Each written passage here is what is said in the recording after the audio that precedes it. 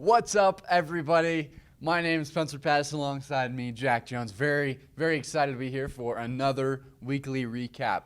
November 28th, the week of November 28th. Very excited. Great week. A lot of things happened. Jack, take us away. All right, we're going to start with some women's cross country for the second time ever being at the Nationals in program history. The first time they finished 22nd in the country.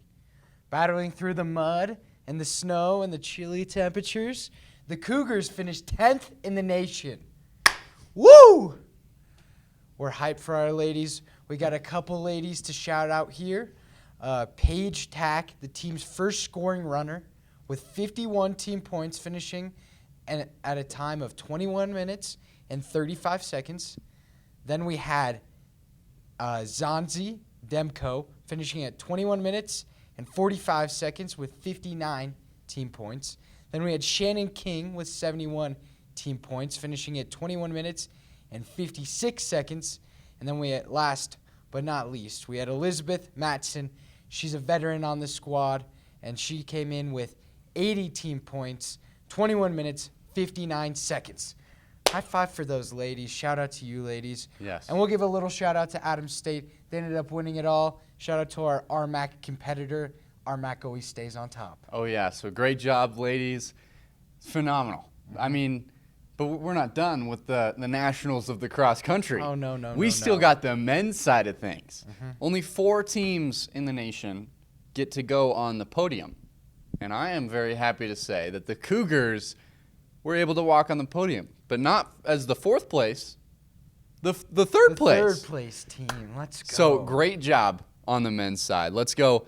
Top 4 runners. Josh Pierantoni finished 11th overall, 30 minutes, 8 seconds, scoring 9 team points. Matthew Storer, 17th overall in his first season competing with CCU. He scored 15 points, 30 minutes and 14 seconds.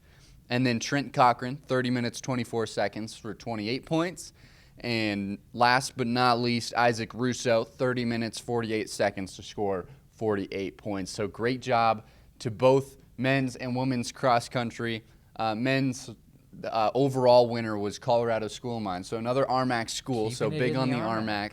So great job, cross country. That deserves a double high five. One more. Double high five, baby.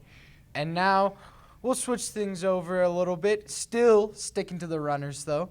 Indoor men's and women's track and field.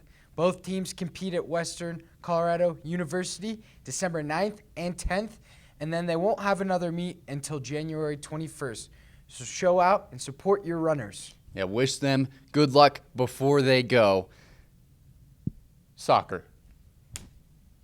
We got a new head coach for the women's soccer team. Woo! Ann Metz. She spent 3 seasons with CCU as an assistant coach. And in her playing days, she played at John Brown University, Women's Premier League Soccer, or Premier Soccer League, and then the Scottish Premier League. So phenomenal hire there. Very excited for next season with her. And then men's side, Brad Camp, the head coach, has been promoted to Director of Soccer at CCU. He's still going to be the men's head coach. However, he's going to be helping the women's side out, mentoring and recruiting, helping that team just succeed as much as possible. And next, we're going to switch it over. We're going to turn the page completely, go to a completely different sport. We're going to go on some women's basketball.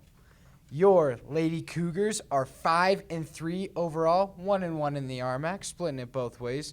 The ladies had 2 home games this weekend. The first one against New Mexico Highlands, where they lost 74-66.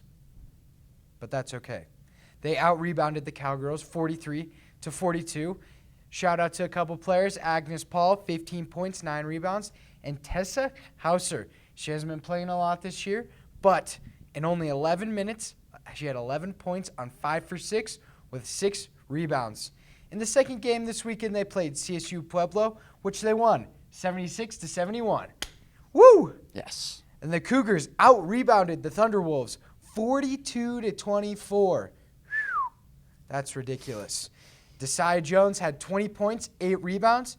Maggie Hutka had 15 points, 6 rebounds, and the Cougars are the number 1 team in RMAC for team rebounds. That deserves another high five. Oh, yeah. Next up on Wednesday versus 1-7 and 1-1 in the RMAC, Chadron State. Where's that going to be at, Jack? That's going to be at the CCU Event Center. Show up for your ladies. Yes, be there or Be square. heck yeah. Let's look at men's basketball. They're 4-4 overall. They started out the RMAC a little rough. They're 0-2. They also played against the same teams, New Mexico Highlands and CSU Pueblo. Against New Mexico Highlands, they lost 73-62. The Cowboys were in control for just about all of that one. The Cougars had 16 offensive rebounds, but out of the 16 offensive rebounds, they only had 12 second chance points. That's something that they really struggle with. And then they shot 25.7% from the field, which is also not very good, but something that they can learn from and improve. So looking forward, but two players to look for that game that played well. Jason Gallant, 15 points. Nick Zile, 10 points, 6 rebounds. Now against CSU Pueblo, they lost 68-55.